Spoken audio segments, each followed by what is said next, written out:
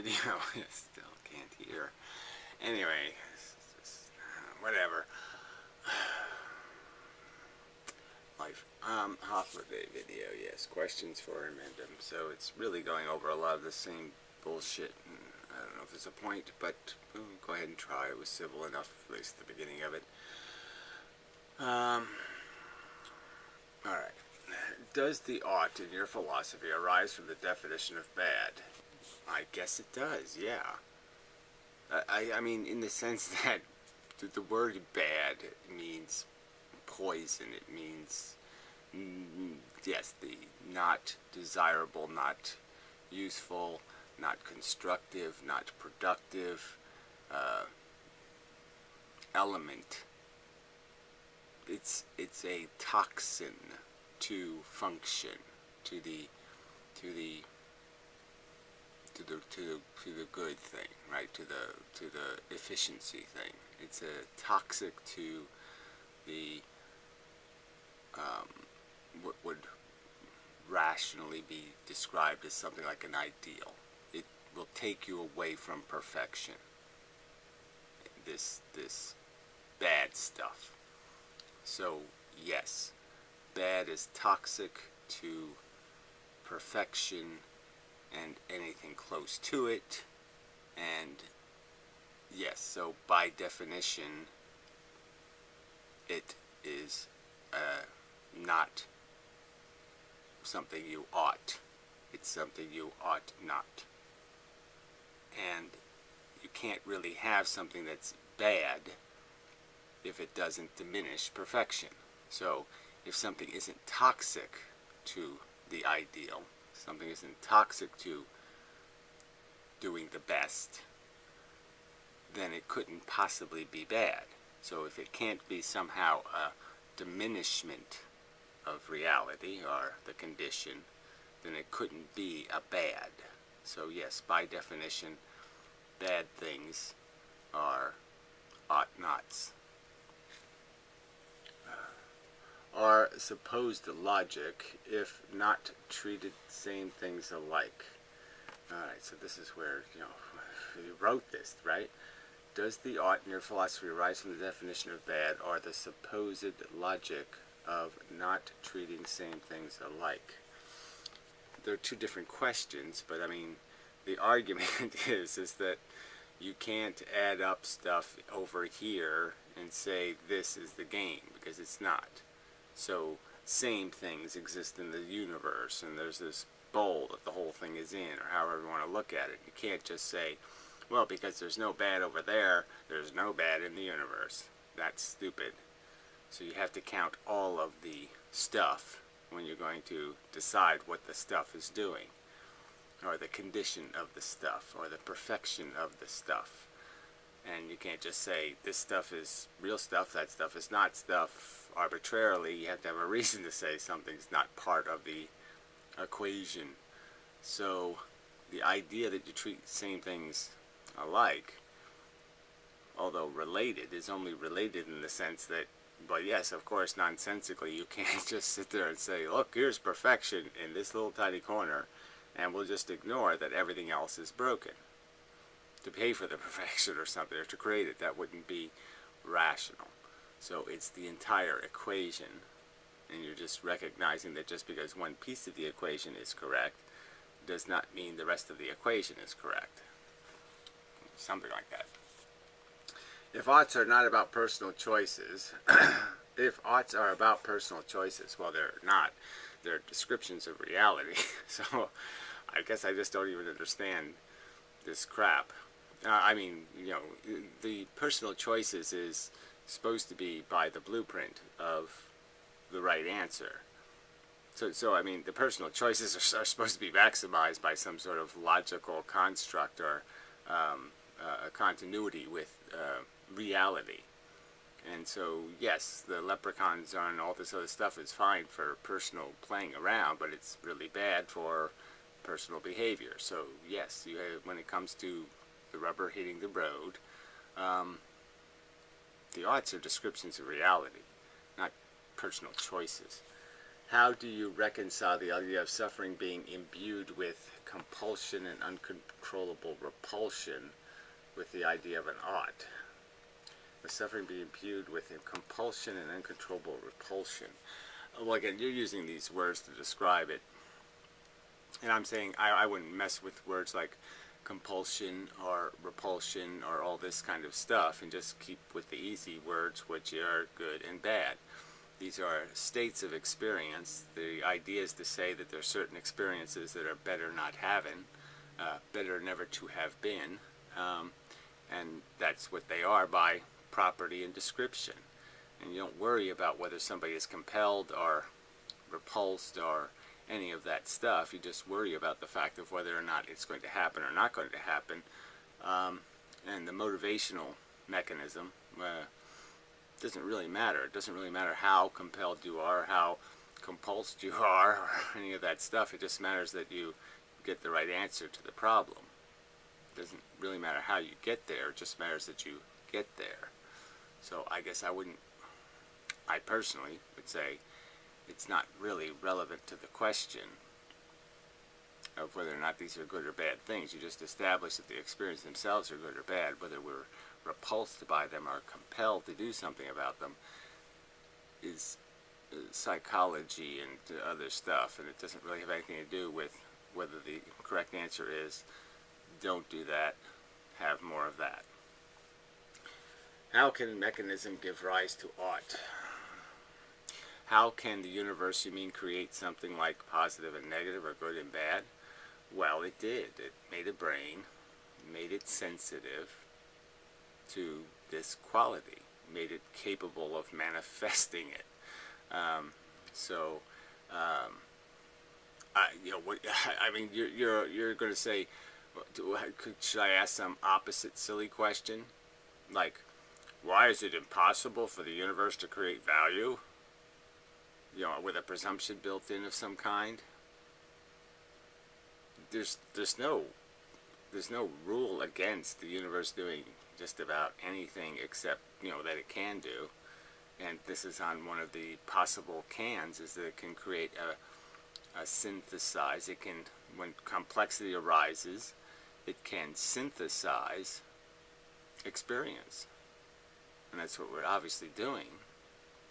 So it can obviously do it. Now you want to say this, the experience has no meaning, you can go ahead and say, again, this is just such a fucking idiotic argument.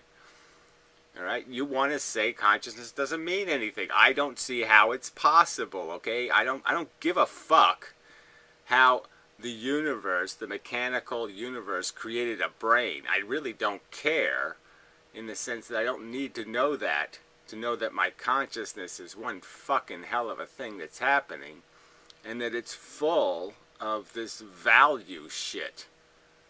I don't need anybody to explain to me how much it hurts to have a nail shoved in my eye. I don't need it. I don't need somebody to tell me how that's not something to have happen in the universe. I don't need to know how it happens that I have consciousness to understand that I have consciousness. So again, this one is just a no-brainer. And in the sense that we personally experience it. So if you just can't get that, what the fuck are we talking about? Because this one's just, I mean, if this is the kind of crap you're going to worry about, or the kind of can you're going to kick around, we're never going to get anywhere. Because this is one that's just so fucking loud and so fucking obvious and so fucking right in your face. There's quite obviously nothing else. If you were just going to go by priority, what's the thing that has anything close to substance, meaning, value? Oh, okay. Sentience wins by like 5 million miles. So why don't we just let this shit go? Alright, I'll play. Let me hear his interpretations. Having watched Inmendham's most recent reply to Logic Rolls the Dice, blah, blah, blah, blah. I actually feel there's been some gain made here. Yeah, well that's because you're going to pervert it. I actually feel that we all understand the nature of suffering and the description of it. Why are you saying something like that? When you're asking a question as stupid as, well, how can a material mechanism create anything like good or bad?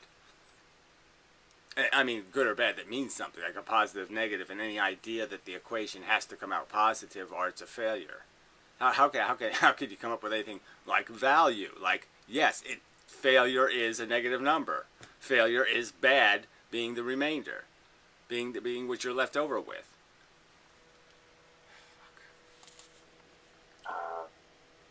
Equally well, and can almost agree upon that. Because in this most recent reply,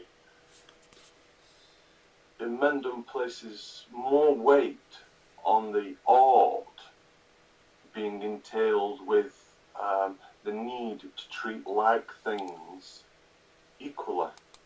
Just what a fucking pile of shit. I mean, nowhere do you derive the ought from treating things equally. You derive the ought from the negative experience. The fact that you're the idiot saying, I can't find the negative experience until it happens to me. That's the part that's ludicrous. When it's quite obvious we know what all the signs of the negative experience are. We know what a fucking bad experience looks like. And we don't personally have to experience one tiny goddamn centimeter of it to know it's existing. I mean, somebody else is on fire. I don't need to feel a single singe to know they're on fire. This is just ludicrous that you're saying, oh, I've somehow changed something or I've somehow modified something because I've made this statement that, yes, that's right. I know what the ought is when I'm on fire. I quite obviously can't change the configuration of the equation when somebody else is on fire. I'm just saying that I know that it's the same brain function. I know it's the same fucking experience, bad.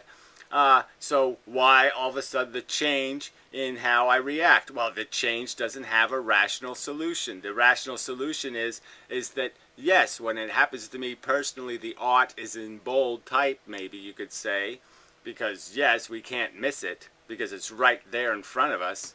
And because when it's in somebody else, you can not add up the math properly, and then you can cheat. But that's all you're doing. You're just cheating. You're just saying, well, I can ignore the ought in that circumstance because, yes, it's not as obvious. It's not yelling in my ear. So I can cheat and pretend the ought doesn't exist. But it does. It's just the same ought. It's exactly the same circumstance. The fact that we can't resist the logic, quote unquote, when it happens to us because the ought is tied right to the experience, just means that you're just being a cheater. You're just saying, oh, okay, because it allows me not to see it, I won't see it. But it's there, just the same.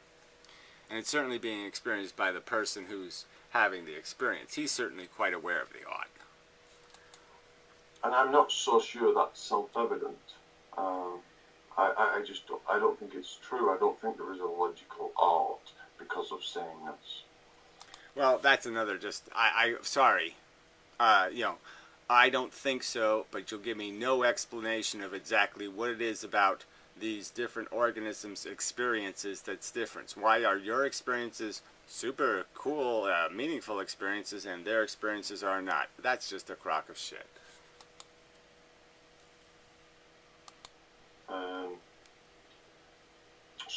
I have many questions, and probably a lot of them now are redundant because of this, what I perceive as a move on in the... Yeah, well, you always perceive things as something like that because you're such a fucking little weaselly cunt. I mean, I'm sorry you can't figure this out, but I've been saying the same thing since the very fucking beginning. All I've been saying is that I personally have good and bad experiences. Yes, and bad is actually bad, not good or something, or not purgatory, or not neutral. Bad is bad. Bad isn't nothing. Bad is something, and it's something decidedly negative, not something positive, something fucking negative. And then I've simply said that the other fucking organisms are doing exactly what I'm goddamn doing, and so if it's bad when it's happening to me, it's bad when it's happening to them. Now that hasn't changed one motherfucking bit from the very fucking beginning, you fucking cunt.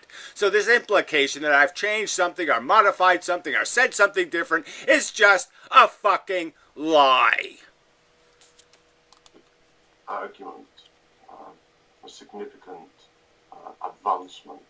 But Yeah, fuck you, okay? I mean, I said it as clear as I could say it. I said it in simple little propositions. I recognize the feelings as good as bad. I recognize that the other fucking organisms are just the same as me and they're having good and bad experiences. If I'm going to react to bad when it's happening to me, I have to react to bad when it's happening to them.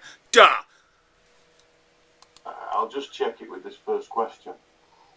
So the questions go like this. Right, to Inmendham. Does the art in your philosophy arise from the definition of bad, or the supposed illogic of not treating same things alike? Okay.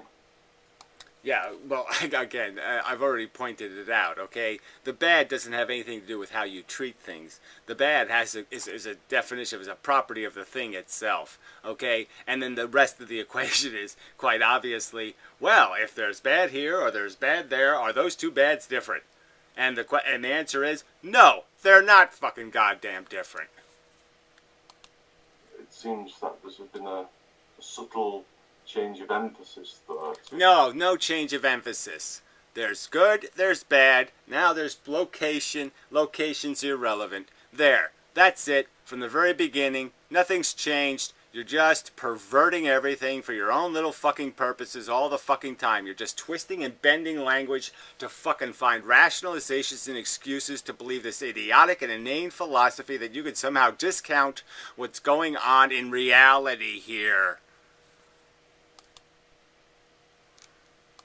To the latter, it's really in the logic of not treating this same thing. Right, this is, if arts are about personal choices, how do you reconcile the idea of suffering being imbued with compulsion and uncontrollable repulsion with this idea of an art? You see, you're saying when I'm suffering, the arts wrote all over it, in terms of I want to get away from it, but it's not so much of a choice as the nature of this experience. Well, there's no point in talking about it because it's a perfectly rational thing, right? You don't look at your repulsion or your compulsion or your panic or your whatever and you say, gee, that was sure stupid, I sure overreacted to that. No, you say that's perfectly rational. I don't want to be in the negative condition. I don't want to suffer. I don't want to be tortured. And it's clear why you don't. It's because it's a negative event. It's not some irrational label you've placed on something and you goddamn know it. The label is not irrational. The label is perfectly consistent with the quality of the experience. Bad experiences are bad, and you are repulsed by the idea of experiencing them. But that doesn't mean the repulsion is a mislabel and you goddamn know it. It's a perfectly appropriate label. It is a compulsion, an uncontrollable repulsion. And again, it doesn't matter, okay? It just doesn't matter because unlike things like having sex or eating or breathing or whatever, those compulsions you don't rationally judge. You don't sit there and say, okay, don't bother, because those are ones that are projections of value. But your compulsion to evade the negative experiences of bad, the sensations, there's nothing, those compulsions are made out of a perfectly reasonable, a perfectly viewable and seeable and understandable mechanism of, yes, bad is obviously bad, don't do it. I don't think it's legitimate to say the arts wrote all over. Alright, so let me go through this other bullshit. Suffering. Since we have some new sentences. Alright. How can a mechanism give rise to an art? So that's where we left off. Can any mechanism be purely described without simultaneously having to also be prescriptive? So again, this idea of worrying about prescriptions versus descriptions in reality. Yes, some things can be described, but as soon as you describe them qualitatively, yeah, they're going to have a prescription tied to them. So most things in reality, there's no prescription, theoretically. I mean, I guess you could always contrive one. You could say, this is a notebook, and notebooks are very good for writing on and blah, blah, blah. And you could give all of its good qualities, and then you could explain something like, don't shove it up a cat's ass. I mean, you could come up with some prescriptions, okay, of what it's not a good use for, what would be a bad use of it. But by definition, it doesn't have, by intrinsicness, it doesn't have any negative quality. It only has negative quality from misuse or abuse. Where when you're talking about feelings, the prescription just happens to bleed out because they have value. Things that have intrinsic value are going to have intrinsic prescriptions. Because the poison is a poison. The assassin is an assassin. The negative thing, the Darth Vader is a Darth Vader. The Empire is the Empire. I mean, the negative thing is going to be attempting to destroy everything else. That's its mission, so to speak. That's the way it's constructed. It's a destroyer. It's a deconstructor. It's a devaluer. It's a imperfecter.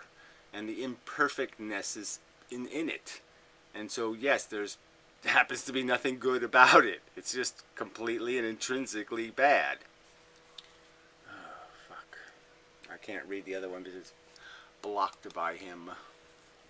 So these are the questions I'd hashed together before, focusing around the idea of the definition of bad and how it oughts. And so, how can a mechanism give rise to an ought? No matter how one hell of a simulation it is, in principle, how can any mechanism give rise to an ought? Well, again, and how can you be so presumptive to say the universe can't? Well, where are you coming up with this rule that this mechanical system cannot possibly create anything of value relevance? And again, what's the point of this conversation? This kind of minutia. You might as well go all the way back and say, I'm not going to decide anything about life on Earth or about the nature of existence until I have the exact explanation of why it exists in the first place. Why is there something instead of nothing? And so I'm putting off all decision making until then because, yes, you don't have any proof that any decision matters. I mean, well, you can do that, but I'm saying it's philosophically inept and immature and completely impractical. It's you might as well just write, I'm a big fucking imbecile on your fucking head if you're going to wait till then, because that's never going to happen. You'll never make a decision and you'll never be productive. So whatever value there is, you're going to totally miss out on, yes, and you're going to be a piece of the shit. You're just going to be part of the shit that ought not to be because you're just going to be a fucking goddamn toxic piece of crap. So bravo, asshole. I mean, I wish I could give you everything you want. Okay, all the piles. I mean, it's like the OJ trial. I could just say, yeah, okay, give me the videotape of him committing the murder. God's eye view of it. Well, yeah, alright, I don't have that evidence. But I have every other fucking piece of evidence, asshole. It seems Inmendham. Well, I'm not remember. Can any mechanism be purely described without simultaneously having it also be prescriptive? Yes, everything can be purely described without it being prescriptive, except sensations. You'll have to think on that one a bit. It probably requires more elaboration. Yeah, you probably, whatever, blah, blah, blah, blah, blah. Here we go.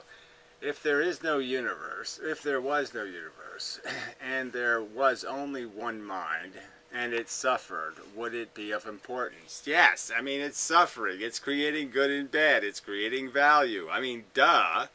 If now that mind was placed in a universe, what effect would that have on its importance? It wouldn't have any effect. Its importance is created by its very function. It doesn't matter where it is. That's the very fucking goddamn point. It doesn't matter whether it's a me or a them or a that or a way the fuck over there. It just goddamn doesn't matter. It's in the configuration of the sensation itself. Again, if I could extract all the neurology that just just enough to create the idea of consciousness, the idea of a raw tooth nerve, and the idea of a pin jabbing it, and I was just to place that in a jar somewhere, it would be bad. The essence of bad distilled. We have taken all of the anything else that could have possibly be, and we've just extracted the part that's just motherfucking suck. And that's what it is. It just happens to be suck. And if it happened forever, it would be suck forever. But I'm not going to bother. If there was no universe, because this speaks to this all this in the universe business. If there was no universe and there was only one mind and it suffered, would it be of importance? If now that mind was placed in it, I mean, I can't even believe he asked that question, right? I mean, you're just sitting here. What do you think the answer is? You think the empty space makes it important? Do you think Pluto makes it important? No. universe, what effect would that have upon its importance? I guess there's a prayer question. Can a mechanism exist outside of the universe? Can a mechanism exist outside of the universe? Well, who cares? If not, how does emphasis of its existence in the universe place weight upon description of a property? Again, who's claiming any of this shit? Well, how is any of this shit relevant? You assholes are pretending that thems aren't in the universe, that somehow when it's happening to them, it's somehow not relevant, it's not meaningful. I don't have to include it in my calculations anymore. It's the bad is now somehow not a bad. It's gone. It's disappeared altogether.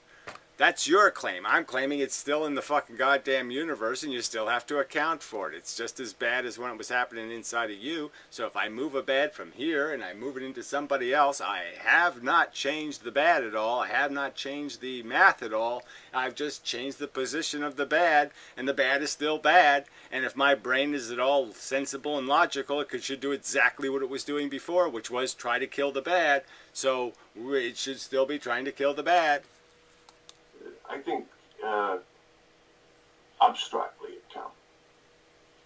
If not, how does emphasis on its existence in a universe place weight upon a description of a property?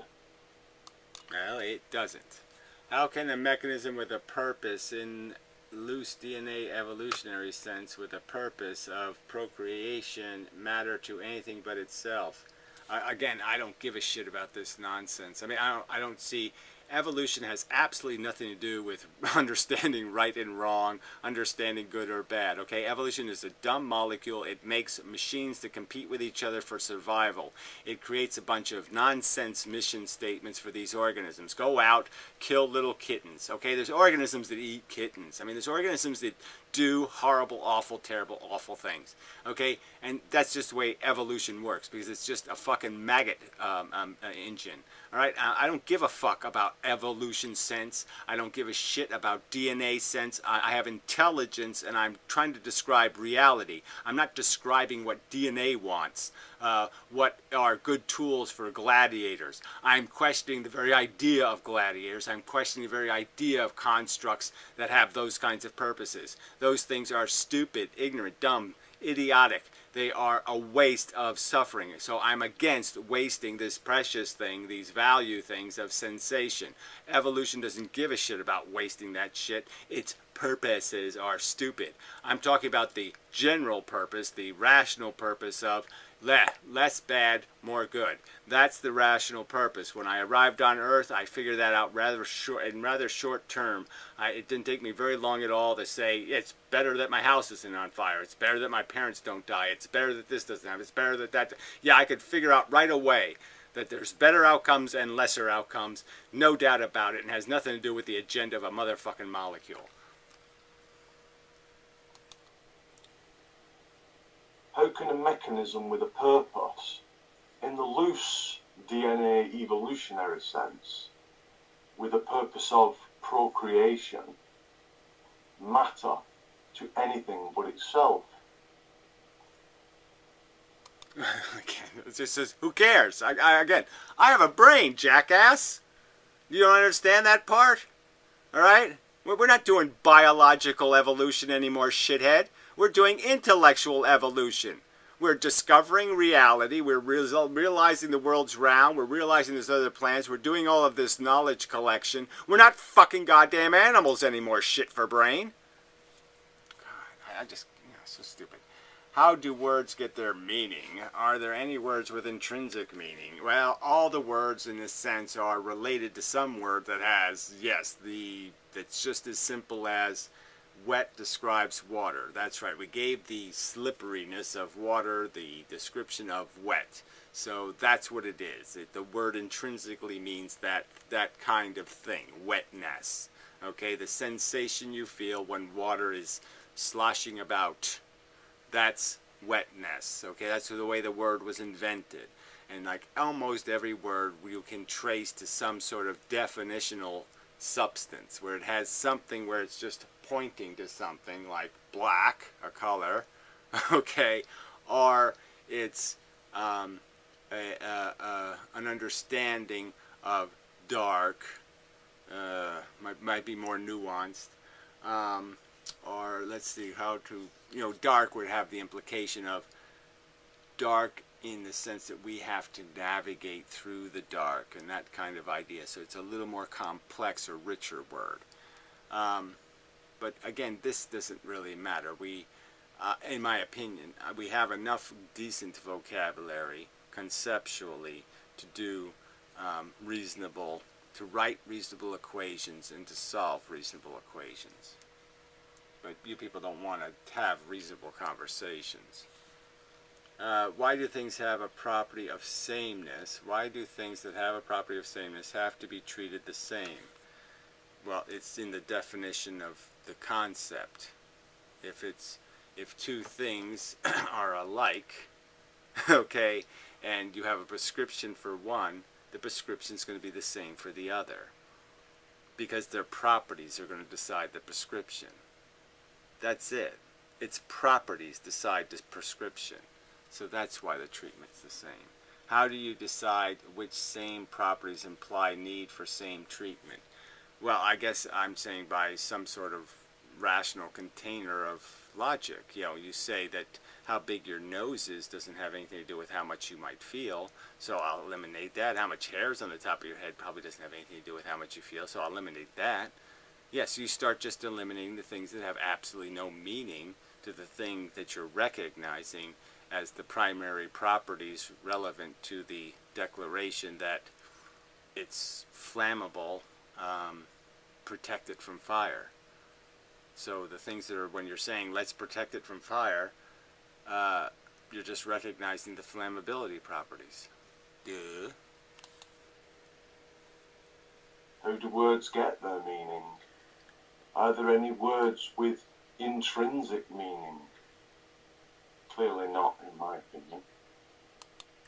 Well, I just think that's idiotic to say that the definition isn't intrinsic and that the word is just a representation of the exact thing you're talking about. I think it's just kind of silly. Lots of words like that. Which definition is more fundamental importance? Which builds upon which? Bad or negative or value? Well, again, they're all the same damn thing. The point is, value is the idea of the graduated numbers and the idea of the scale and the idea of negative numbers, positive numbers, neutral. The idea of a zero and the stuff on one side and the stuff on the other side. That's value. Negative is a description of the stuff on one side, and bad is just another word for saying, yes, negative.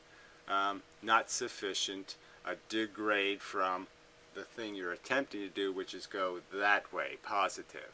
Go into positive, the direction of perfection, working well, function. Bad is a destruction of some kind of reasonable metaphorical description of functional. Sufficient, adequate, good enough. Value as a difference engine hypothesis. AI sooner than we think. Well, whatever. I don't know what that means. Why do things that have the property of sameness have to be treated the same? How do you decide which same properties imply the need for same treatment? Well, again, these kind of questions only require what? 3 seconds of processing? I mean, obviously, the features that matter is whether you're conscious, if you have a brain, blah, blah, blah. You know, neurology, some sort of common experience, some sort of common capacity. So all of a sudden, sameness is diminished when we're talking about me and a grasshopper.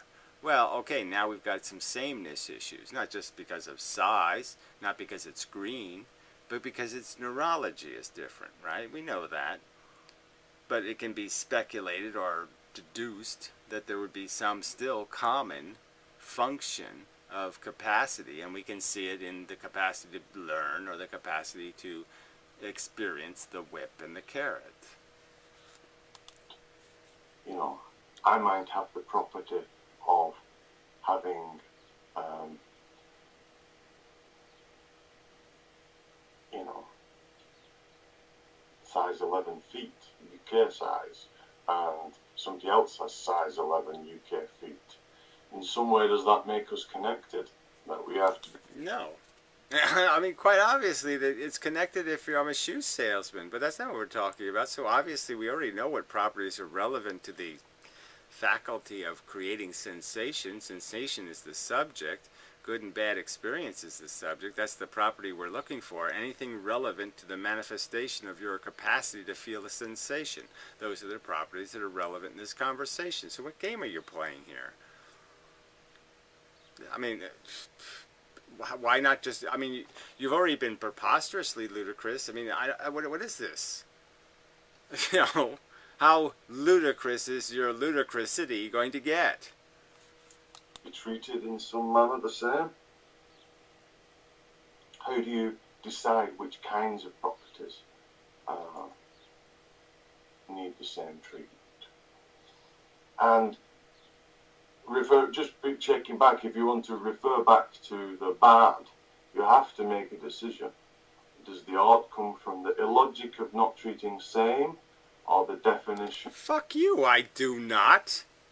It's just idiotic. Oh, you have to choose. Either location is the substance of value, or brain function is the substance of value. Of course, the brain function is the substance of the value. And what I'm saying is location has no deterring, breaking, dysfunctioning effect on the sensation engine. The sensation engine still is creating sensation no matter where you locate it. So, fuck you. I have to make no fucking goddamn distinction between these two facts like they're in contradiction somehow. They're not in contradiction at all, motherfucker.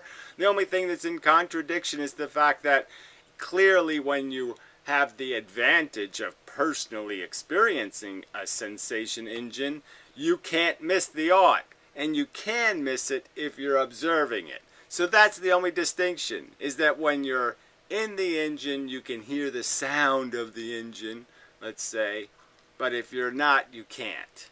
So, or something like that. The heat, you can feel the heat of the engine, or whatever the thing is. Yes, so there's a quality you have when you personally experience it that just makes it so much more obvious what it is, and it's less obvious when it's happening to somebody else. But for any discerning mind, it's not fucking all that less obvious. It's still pretty fucking obvious what's happening. I'm on fire. That guy over there is on fire. Yes, I can see those two things are so goddamn fucking similar. There's no point in having a conversation about it. And of the art is in the bad. Relating to this seeming loop that I find myself in whenever I talk too much about the bad is, which definition is of more fundamental importance? Which builds upon which? Which builds upon which? Bad or negative or value? Well, there we go. I've already explained that. I mean, these are not the same word. Value is a description of the class. These are a description of the mates in the class. Bad, negative, or value? Alright, well this, I don't know what it means, so let's see what it says. Value as a difference. I was watching, or recalling anyway, in AI. iRobot, apparently. I've seen AI. I haven't seen iRobot. Oh, I forgot the name of the actor. I can't believe it. I don't really remember like the situation so well, but certain nouns. Anyhow, yeah, he's in the car drowning, and the robot saves him and not the girl. And they say, oh, the robot was working on a difference engine. It calculated this, that, and the other, and such. And, I just throw that out. I'm not going to. Yeah, okay, so what? What does that have to do with something? That's right, we make calculations based on a bunch of bullshit subjective crap, and the argument being made by philosophers is that if you really understand reality, okay, if you get with the program and figure out what's going on and understand that your psychology is full of shit, then you can really understand what's important and get to the real gist of what the game is we're playing, which is try not to make too big a mess, you motherfucking cunt. What is it about the difference in mechanism states, fact of destruction or ability to categorize, fact of distinction, or ability to categorize upon a criterion that gives meaning? Well, again, meaning isn't given by all of this bullshit about you extracting a proper word to call it. Meaning happens, and it only happens when sentient beings' welfare is going to be jeopardized. Meaning is tied to value. When a non-value event is happening, no meaning. Value event, meaning. That's the way it works out. Okay, so it has to have some indirect causal chain link to value events, experiences by consciousness. And if it affects conscious experiences in some net positive way, then you call it positive meaning, and if it does it the other way, then it's negative meaning. But that's meaning is always going to be, it's another word describing something that has value implications. That's all. Meaning is just a way of indicating there are value implications in what we're talking about. I was going to make that into more of a question. Not so. What is the difference in mechanism states? This is really the other question restated. What is the difference in what is it about differences in mechanism states and the fact that they have distinctions or an ability to categorize upon that criterion? Well, again, you're talking about mechanism categorizing. Again, who cares about the categorization? The only thing that's important about this mechanism state is you're arguing because it's a mechanism state that creates the sensation experience. So when my brain is configured and I have the raw tooth nerve, the pin jabbing in and out, I'm having the negative experience. My point is that configuration, no matter where you place it in the universe, no matter when you reconstruct it, no matter what you make it out of, Legos, Tinker Toys, brown rice, it doesn't matter what you make it out of, as long as you have that configuration, you'll be creating something bad. That sensation can never be experienced as anything else but bad. That gives a meaning or an art. Yeah? That's if you still want to hold to the definition that the art is in the bad. Well, again, I still want to hold, like I made some, like there's some doubt I indicated, like I implied some doubt. I mean, this is just such a slimy way to respond to somebody's video. I've never, ever implied there's any doubt. You make up some false dichotomy that somehow suffering doesn't happen if same things are same.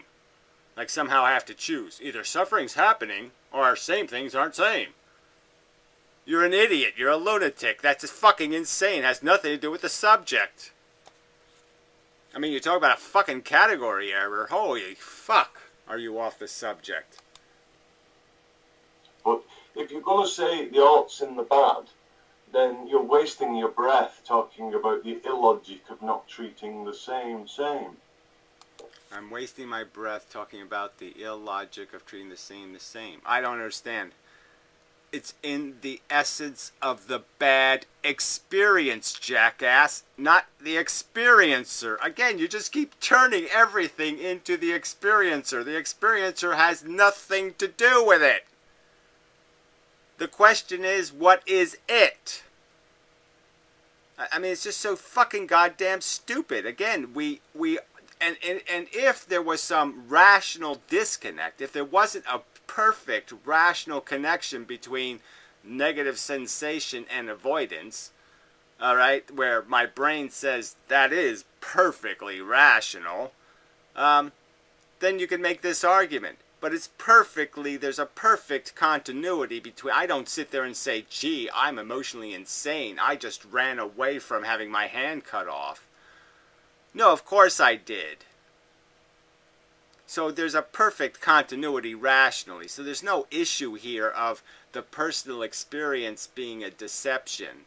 There's only the idea that, yes, this is a negative thing and I perfectly rationally avoid it.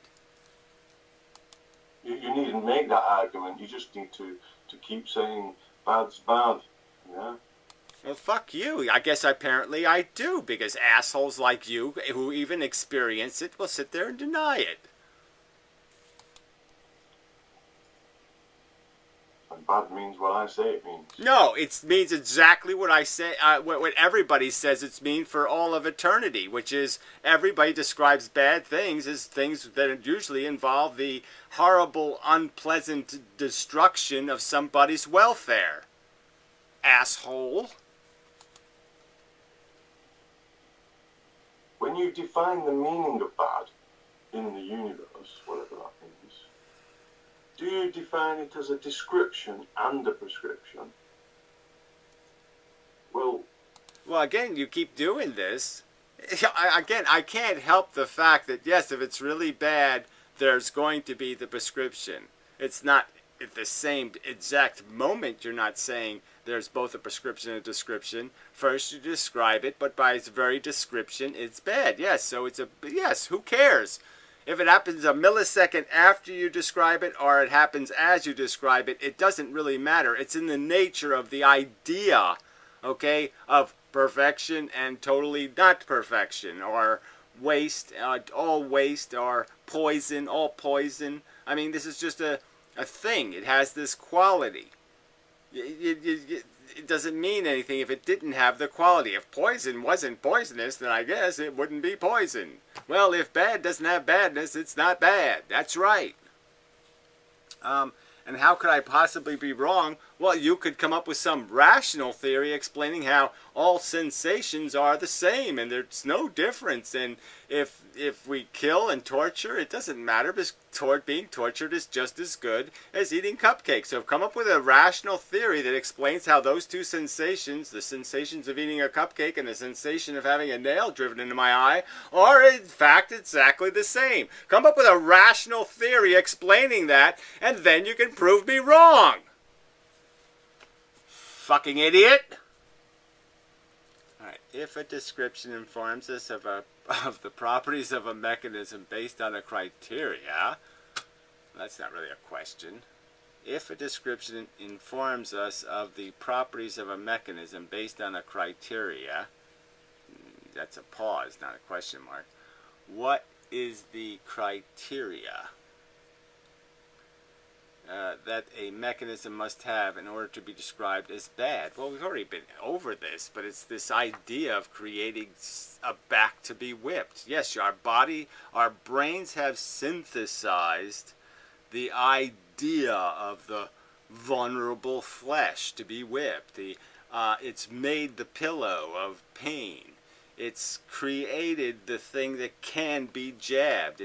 It's created the glass that can be broken. Yes, that's what it's synthesized.